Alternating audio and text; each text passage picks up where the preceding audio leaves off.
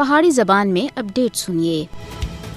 Control land دے دویں طرفیں کشمیری وفد Geneva وچ جاری اقوام متحدہ دے انسانی حقوق کونسل اجلاس وچ مقبوضہ جموں کشمیر وچ انسانی حقوق کی سخت خلاف ورزیوں کو مؤثر طریقے دے واسطے اجاگر کرنے دے واسطے گئے دین۔ کشمیری مندوبین مقبوضہ جموں کشمیر وچ انسانی حقوق کی سخت صورتحال دی طرف دنیا دی توجہ دوالنے دے واسطے مختلف سرگرمیاں وچ حصہ لے رہے ہیں۔ کشمیری وفد دا مطالبہ ہے کہ کشمیری عوام دی زندگی اور عزت نفس دے تحفظ دے واسطے اقوام متحدہ دے طریقہ کار کو استعمال کیتا جلے۔ دنیا مقبوضہ جموں کشمیر وچ بھارت تے آبادکار نو آبادیاتی منصوبے دا نوٹس کنے۔ جنیوا وچ اقوام متحدہ دی انسانی حقوق کونسل وچ کشمیری مندوبین سن مقبوضہ جموں کشمیر وچ بھارتی فوجیاں دی طرف تے انسانی حقوق کی سخت خلاف ورزیاں دی تحقیقات دے واسطے ایک کمیشن دے قیام دا مطالبہ بھی کیتا ہے۔ مودی حکومت سن 5 اگست 2019 کو مقبوضہ جموں کشمیر دی خصوصی حیثیت کی منسوخی دے بعد اپنے جابرانہ ہتھ کنڈاں وچ اور زیادہ وعدہ کر کے دا ہے اور کشمیری عوام کو انہاں دے ناقابل تنسیق حق خود ارادیت دا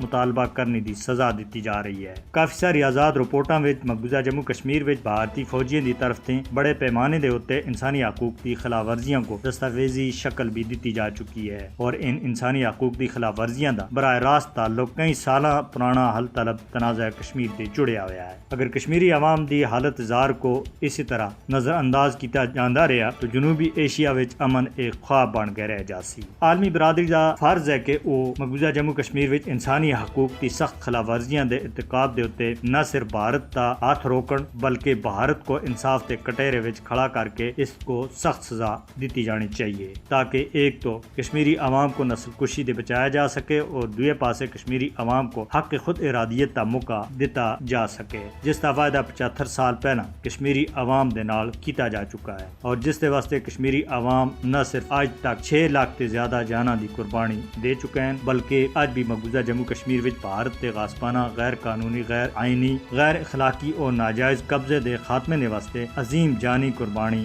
دیتی جا رہی ہیں۔